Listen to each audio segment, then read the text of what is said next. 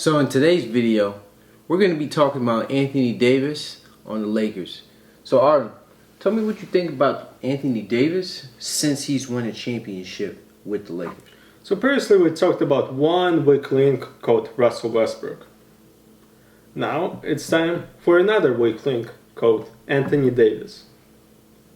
So you see, this guy Anthony Davis, he comes back in after a long injury, only to get injured 2 weeks after.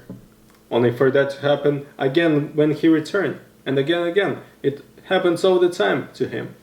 He's not consistent on his returns. He gets injured literally every 2 weeks.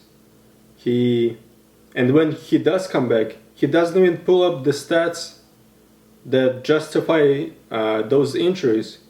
In fact, they're pretty much the same as Russell Westbrook's. But the thing is, Russell Westbrook actually plays, unlike Anthony Davis. So, alright, so a lot to unfold on what you just said. I'm not going to lie to you. But Anthony Davis is not a weak link. I would definitely say that he's an X factor on the team. That being said, is because Anthony Davis is a top 5 talent in the NBA.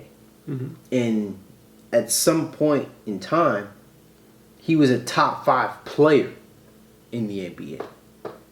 And so, Anthony Davis says something that kind of struck a nerve with me a little bit, because when you grow up watching Kobe, right, playing basketball, and as a Kobe fan, he won 5 championships. And after his 5th one, remember that year when he was playing with Dwight Howard, Steve Nash? Mm-hmm. Like those years when he was like playing the whole game. He had 5 championships. He didn't look at anything like, oh, I don't have nothing more to prove. Yeah, Kobe could have went out and said it, but he's not going to say it because he's worried about the next one. The Lakers are tied with the Celtics for the most championships in the NBA ever. So Lakers fans or the Lakers organization they don't think about the past championships. They think about the next one. And so where Anthony Davis kind of needs to look at here is that LeBron is not going to be playing basketball forever. He has tops 5 years left of prime basketball. Mm-hmm. And so the biggest question as a Laker GM or, as a coach is, how is this team going to be run from here on out?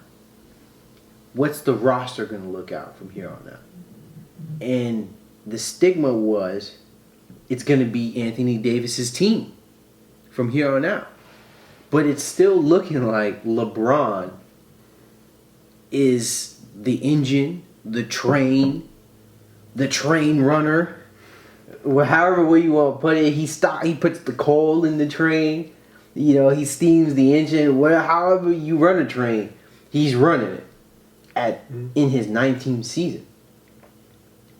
AD hasn't averaged 26 points or 25 points since the year he won the championship. He hasn't averaged double-digit rebounds since his time with the Pelicans.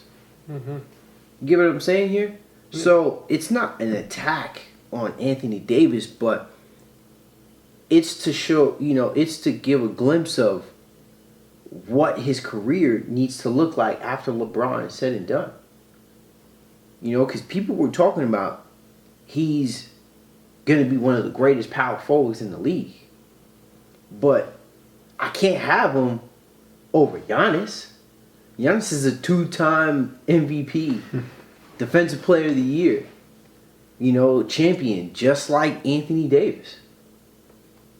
And we saw that matchup when he went against Anthony Davis. He was giving Anthony Davis some work. So there's a lot of questions to ask about Anthony Davis. And I'm not sitting here, I'm not saying we should question his game. But we definitely need to take a hard look on whether Anthony Davis is the future for the Lakers organization.